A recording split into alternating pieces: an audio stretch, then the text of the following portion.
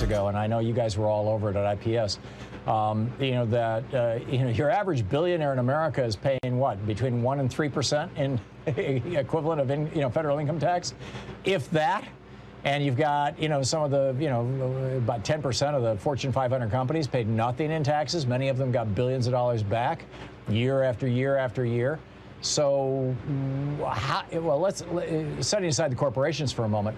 How do these extraordinarily wealthy individuals do this? What are the tools and mechanisms that they use, and how do we challenge those in a way that is, reasonable and fair, that most Americans would agree with? Yeah. What the super wealthy typically do is they hire their tax attorneys, accountants, their wealth managers, and those wealth managers use a bunch of tools. Trusts are among the favorite, what we call dynasty trusts, that sequester money outside the reaches of taxes. Offshore shell companies, offshore tax havens, usually a combination of all these things. Anonymous shell companies, trusts, various transactions. And what the super rich do is they layer all these things together. So I hate to say it, but even the levels of inequality that we're seeing now, they're actually much worse, because a lot of wealth isn't even showing up on the ledger. So we can enforce what you and I are talking about. We can enforce existing tax laws. We can shut down some of these tax shenanigans. We can outlaw certain kinds of trusts and transactions that the super wealthy use. We can require greater transparency, that corporations have to disclose who their real owners are. And then I think we can work across borders, starting with the UK, to have a global system of transparency. And all those things we're kind of doing. There's movement in this direction. That's the good news. Yeah, and that's very good news. So just so people, up to this point, our conversation has been kind of academic or theoretical. Let's just make this real for people. You talk about the 50 largest inherited wealth dynasties in America. What are we talking about? Who are we talking about? How much money are we talking about? And well, start with that. Yeah. A lot of attention has understandably been focused on the new wealth billionaires, if you will, the Jeff Bezos and the Elon Musks.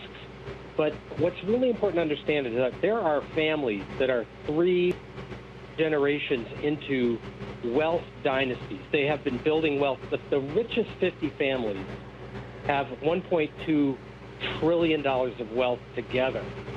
And the Walton family has about $250 billion in wealth.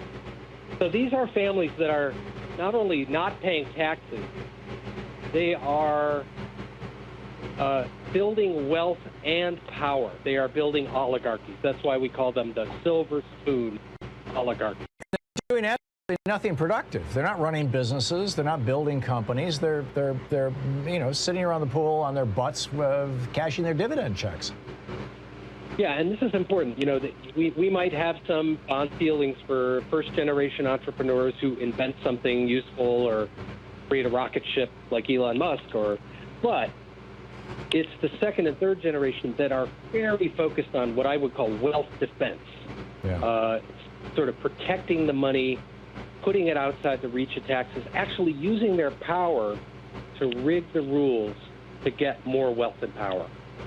Chuck, when you look at this, and actually, before I get to that, you co-authored a book. In fact, you were on this program talking about it. You co-authored a book with Bill Gates' dad, calling for an inheritance tax. Are there still, a substantial number of very, very wealthy people who think that this is obscene? I know I'm forgetting her first name, the Disney heir. Abigail Disney. Abigail, thank you. Has been very outspoken about this. Bill Gates' dad was. I'm not even sure if he's still around. But what does the landscape look like? Activism at that level. I think it's interesting. I mean, there is the Patriotic Millionaires Network, several hundred super high net worth, wealthy people who speak out for tax fairness. There are people like Abigail Disney. There are some billionaires who are stepping up and saying, too much inequality is bad, the tax system should be fair.